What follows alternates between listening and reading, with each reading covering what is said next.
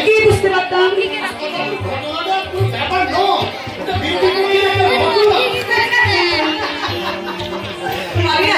আমি না ভালো বুঝতে পারছি কেন তোমার আমার মিলনের পথে একটা দুর্ঘটনা ঠিক কেন কেন কেন কেন কেন কেন মানে আরে বাবা আমাদের প্রেমে গোল্ডেন টাইমটা ওই কোথাকাকে ভাস্করের জন্য আমরা ওয়েস্ট করছি নষ্ট করছি না বলো তো শোনো যাকে আমি পছন্দ করি না যাকে আমি কোনোদিন চোখে দেখিনি আর যার নাম শুনলে আমার সেই কাজ আর তারপর যদি তোমার এত বড় হয়ে গিয়ে থাকে তাহলে যাও তুমি তার কাছে গিয়ে সহানুভূতি দেখাও আমি এই মুহূর্তে এখান থেকে চলে যাবো তুমি কি আমার উপর রাগ করছো? জানি রাগ নেই তার উপর রাগ করে কি হবে বলতে আছে গো আছে অনুরাগের সাতটি রঙে আমার হৃদয়ে যে তোমার ছবি এঁকে রয়েছে কারণ আমি যে তোমাকে ভালোবাসি আর আমি তোমাকে কি বলবো জানিস চিরদিন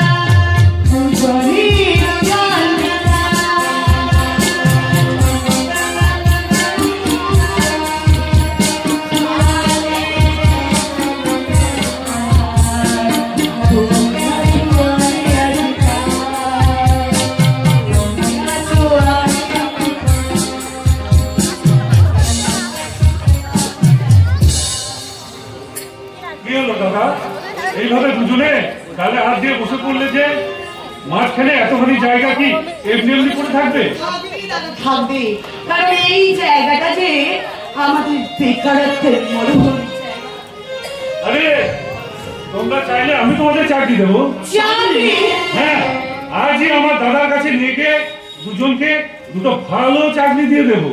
দাঁড়ান দাদা দাঁড়ান, যাওয়ার আগে আমার মুখটাকে একবার ভালো করে দেখি। আরে দাঁড়াও দাঁড়াও, মুখ দেখবে কি? কারণ এখনকার যুগে তো এই মুখের মধ্যে এই মুখোশটা লাগানো থাকে। আসলে কিছুদিন আগে একজন ডাইরেক্টর আমাকে সিরিয়াল করাবে বলে এই আমাকে ধাপ্পা দিয়েছে। আরে দাদা, আমি আবার সেরকম মুখোশধারী লোক নই তো। আরে দাদা, আমার দাদার নামটা কি জানেন? কি নাম আপনার দাদার? আমার দাদা বিখ্যাত ব্যবসায়ী মোহনলাল মজুমদার। মোহনলাল মজুমদার, যে শয়তানটা লেখক ভাস্কর ব্যানার্জির মাথা আঘাত করে তার সত্য যুগের পাণ্ডুলিপিটা কেড়ে নিয়ে তাকে লজ্জা, লম্পট, চরিত্রহীন বানিয়েছিল। সেই মোহনলাল মজুমদার তোমার দাদা। চুপ করো, চুপ করো, তাতে তোমার কি? হ্যাঁ, একদম চুপ করো। আমার মনে হয়। কি মনে হয় তোমার? ভাস্করদা বিশেষ কারণে চরিত্রের পরিবর্তন ঘটিয়েছে। আসলে তিনি লজ্জা, লম্পট, চরিত্রহীন কিচ্ছু নয়। চুপ করো তো, একদম চুপ করো। যেটা জানো না সেটা নিয়ে একদম তর্ক করো না তুমি। তুমি ঠিক বলেছ ঝিলমিল। ঝিলমিল? আপনি আমাকে ঝিলমিল বলে ডাকেন? আপনি আমার নামটা কি করে জানলেন বলুন তো? আরে 10 দিন আগে আমি দার্জিলিং থেকে ফিরে আসার পর থেকে তোমার ব্যাপারে অনেক খোঁজ খবর নিয়েছি। আমার ব্যাপারে? তাই তো আজ আমি তোমাকে আমার দাদার কাছে নিয়ে যাবো। একবার ওর হাতটা ছেড়ে দাও বলছি। আরে তুমিও তাহলে দেখছি আমার নামটা জেনে গেছ না? শুধু নাম নয় শয়তান, তোদের সমস্ত খবর আমার মুখোপার্পণ। কি বলছিস? ঠিকই বলছি ফিরবি। ওরা কি কি করে জানো? কি? ওরা নারী পাচার করে। হাতে নিয়ে ওরা 2 নম্বরি মাল দিয়ে প্রমোটারি। কি বলছো তুমি? সেই জন্যই তো এমএলএ সাহেবকে হাতে করে পাণ্ডুলিপিটাকে বিক্রি করতে দেয়নি। ওরা ফেলে দিয়েছে। আর জানো ঝিলমিল কি করে ওরা? কি করে? বেকার যুবক যুবতীদের চাকরিতে পারে নাম করে নিয়ে গিয়ে তাদের শরীর থেকে কিডনি তুলে বাজায়।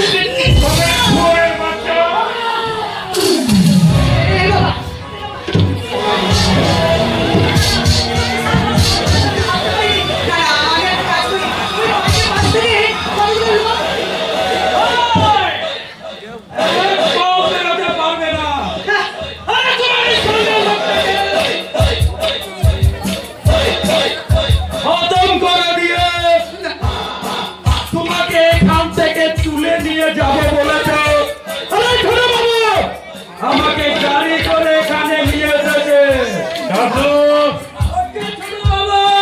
আগে ওই শহরের বাচ্চাটাকে ওই ট্রেনের কাছে নিয়ে গিয়ে রিলিজ করে দিয়া ততক্ষণে এই মালটাকে ধরে রাখি। হ্যাঁ, আমার জীবন থাকতে তোরা গায়ে তোরা একটা অজুর করতে পারবি না।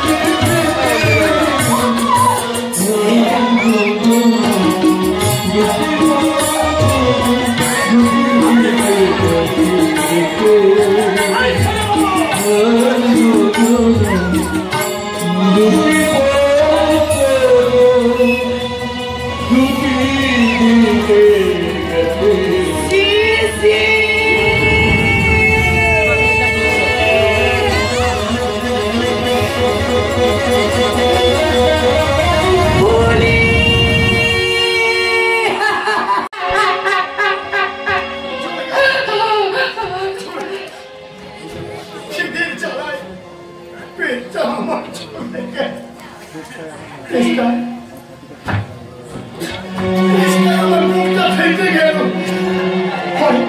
হয় আপনি আমাকে দুটো খেতে দিন, না হয় এখান থেকে আমাকে পালিয়ে যাবেন। কে আপনি? আমি আমি আমি এক প্রতিবাদ, আমি এক প্রতিবাদ, প্রতিবাদ। আমি এক প্রতিবাদ।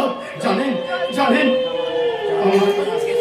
আমার ভালোবাসা ঝিলমিলকে ওরা তুলে নিতে চেয়েছিল বলে আমি প্রতিবাদ করেছিলাম, আর সেই প্রতিবাদ করেছিলাম বলে ওরা আমাকে এনে ওই অন্ধকার কঠিনের বন্দি করে রেখেছে। জানেন ওরা আমাকে খেতে দেয় না, জল চাইলে ওরা আমাকে জল দেয়, আমার বুকটা ফেটে যায়। আমি সুযোগ নেই না, আমি পালিয়ে এসেছি, আমি পালিয়ে এসেছি। আমি সত্যিকারের বউ না হই, আমি তো একটা যুবতী মেয়ে। আর দার্জিলিং থেকে ফেরার পর থেকে ওই মেঘনাথের প্রত্যেক দিনকার রাতের সঙ্গিনী আমি ছিলাম। সেই মেঘনাথ পারলো ওই লোকটার ভাবি স্ত্রীকে তুলে নিয়ে আসতে। শুনতে পাচ্ছেন? হ্যাঁ বলুন। আমার কথা আপনি শুনতে পাচ্ছেন? বলুন। আমাকে এখান থেকে পালিয়ে যাওয়ার ব্যবস্থা করে দিন না। জানেন ওরা আমার চাকরি দিতে চেয়েছিল, কিন্তু আমি চাকরি করিনি। আমি আমার আদর্শকে আমি বিক্রি করিনি। তার জন্য ওরা কি করেছে জানে? ওরা আমার শরীর থেকে কিডনিটাকে তুলে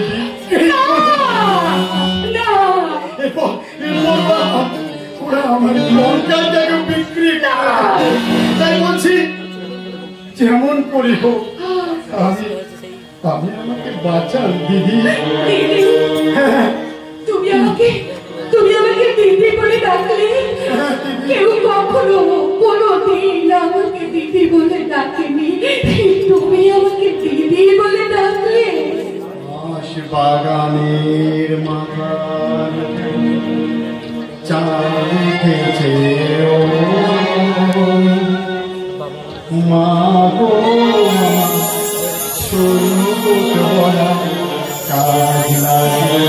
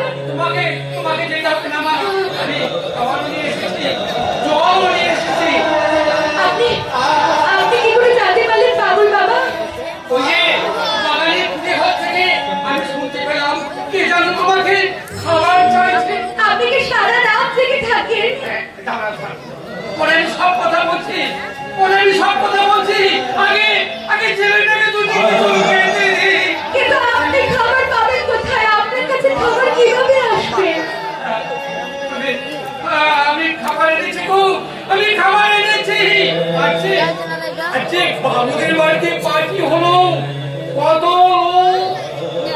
মাছ মাংস লুচি মিষ্টি ডাস্টবিনে পাতা ফেলে দিয়েছিল। এক পাল কুকুর সেই পাতাগুলো খাচ্ছিল। জানো জানো আমি আমি তাদের থেকে কয়েকখানি লুচি কেড়ে নিয়ে এসেছি। কেন জানো? আমি কালকে খাবো বলে গো, কালকে খাবো।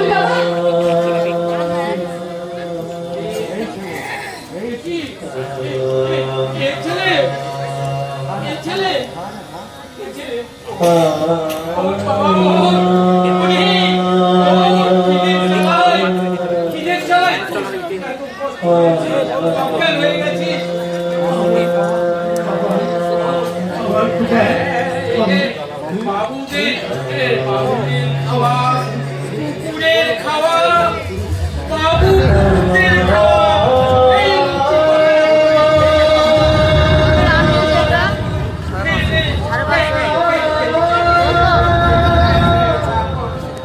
স্বাধীনতার ৭৯ বছরের চোখের জলটাও তুই ঢক করে ফেলে বাবা।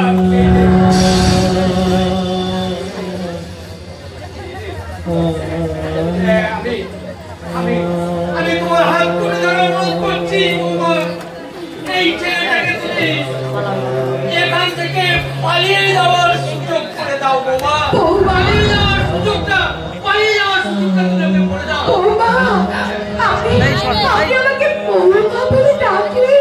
হ্যাঁ দিদি,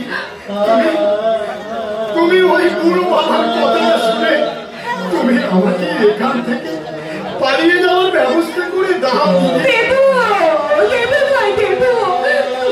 তুমি যখন আমাকে দিদি বলে ডেকেছো আর উনি যখন আমাকে বৌমা বলে ডেকেছেন, আমি দেবো, আমি নিশ্চয়ই তোমাদের পালিয়ে যাওয়ার সুযোগ করে দেবো ভাই।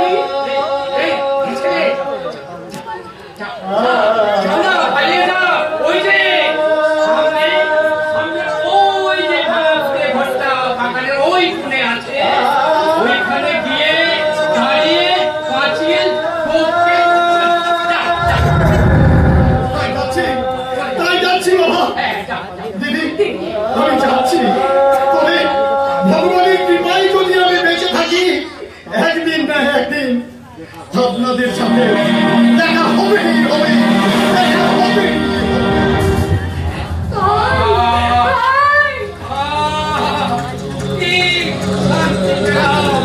কতদিন পর আমি একটু শান্তি পেলাম।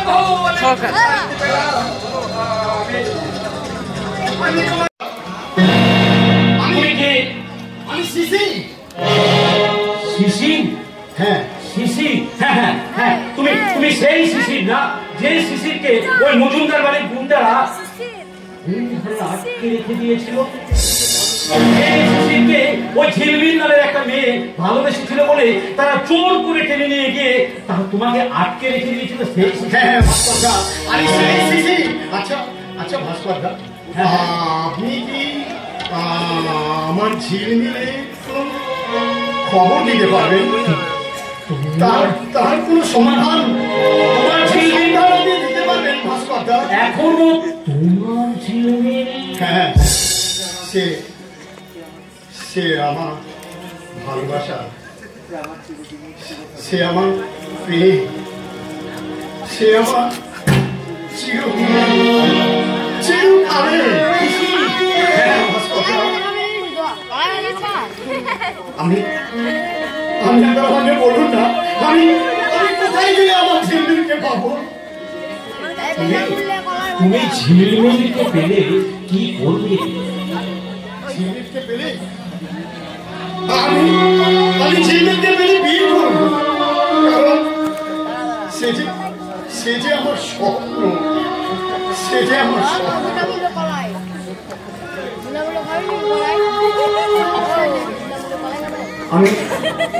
আমি ঝিলমিলকে নিয়ে একটা মিষ্টি সুখের সংসার বানাবো। তোমার সেই স্বপ্নটা যদি অন্য কারোর হৃদয়ে সংসার বাঁধার নেশা ধরিয়ে দেয়, আমি কিছু ভাবতে পারছি না ভাস্করদা। আমি কি বলছেন? আচ্ছা আমাকে আমাকে আমি একটু জল খাওয়াবেন মাস্টারদা? হ্যাঁ হ্যাঁ হ্যাঁ, এই কে আছো? আমাদের বাড়িতে একজন নতুন অতিথি এসেছে, তার জন্য এক গ্লাস জল নিয়ে এসো।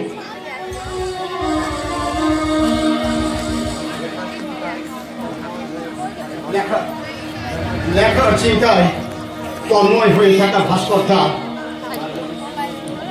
আমি তার কোনো কথাই বুঝতে পারলাম না। আমি ওনার লেখা অনেক পড়ছি, কিন্তু কোনোদিন সাক্ষাৎ করার সুযোগ হয়নি।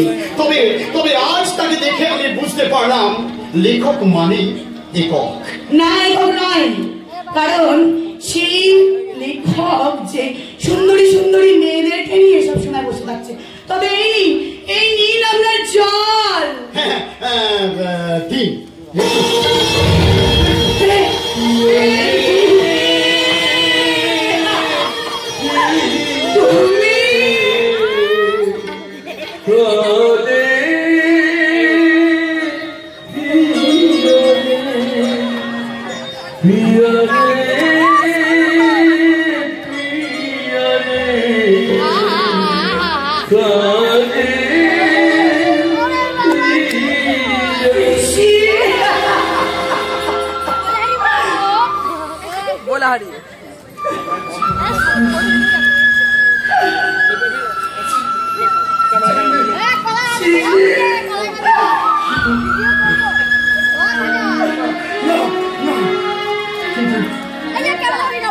আমি কোন রকমে এক ভদ্রমহিলার সাহায্য নিয়ে আমি প্রাণটাকে বাঁচিয়ে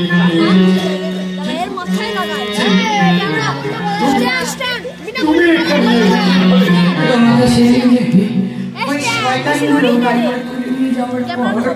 ওই শয়তানগুলো হঠাৎ আমার দিকে তারপর আমাকে ওই শয়তানগুলোর হাত থেকে বাঁচায়, ওই শয়তানগুলোকে মেরে মাটিতে শুয়ে দেয়।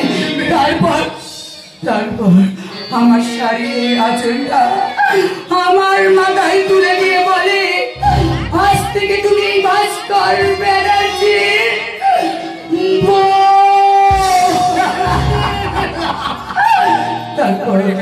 তারপর আমাকে জোর করে তুলে নিয়ে যায় ওই রেজিস্ট্রি ম্যারেজ অফিসে। ওইখানে গিয়ে আমাকে জোর করে বিয়ে করে। তারপর থেকে আমি এখানেই বাড়িতে রয়ে গেলাম।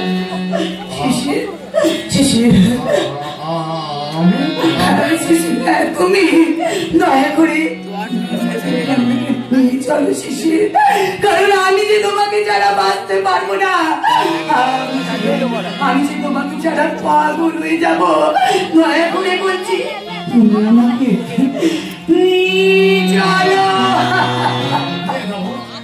নিয়ে যাবো আমি তোমাকে।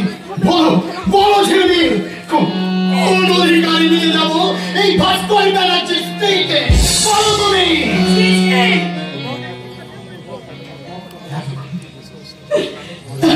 আমি ভাস্করের কথা সব বুঝতে পারছি, তার প্রত্যেকটি কথার মানে আমি বুঝতে পারলাম। সবার আগে আমি তোমাকে একটা কথা বলে যাই ছেলে,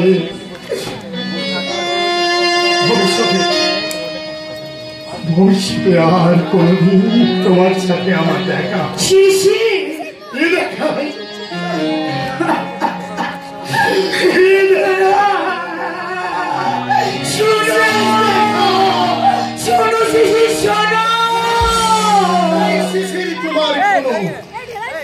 তর্ক যুক্তি কোন কথা শুনবে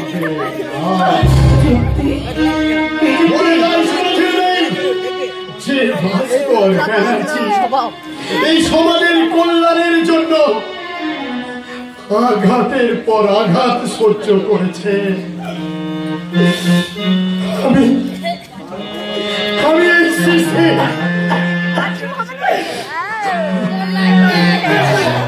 আমার ভালোবাসাকে তার হাতে তুলে দিয়ে গেলাম। বলে যায় বলবো না আর কোনদিন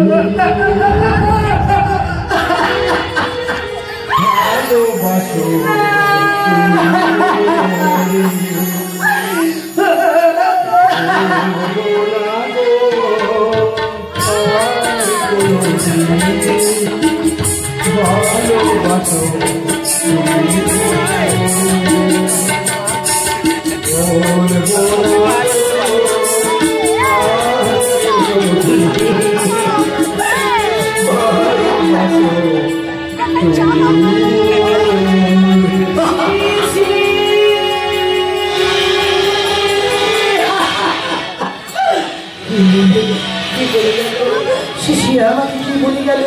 তবে রাতের বসে সেদিনকে ভাস্কর বাবুকে আমি অতগুলো কথা শুনে পেলাম।